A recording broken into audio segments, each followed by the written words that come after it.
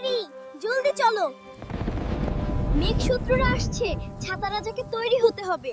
ফারহান, এটা আমি জানি, কিন্তু এই বৃষ্টি এলেই তো কাদা হবে, আমি খেলতে যেতে পারবো না।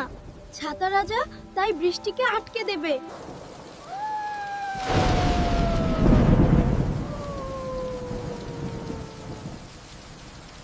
আরে বাবা, ভয় পাচ্ছ কেন? আল্লাহ আমাদের জন্য বৃষ্টি পাঠিয়েছেন, কিন্তু যখন বৃষ্টি খুব বেশি হয়ে যায় তখন আমাদের কি করতে হয় মনে আছে? বৃষ্টিকে যাও বলতে হয়। না সোনা, বৃষ্টিকে যাও বলতে হয় না, বৃষ্টি তো ভালো।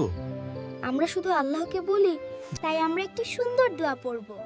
আল্লাহুম্মা সাইয়িবান নাফিয়া। বাবা ঠিক বলে।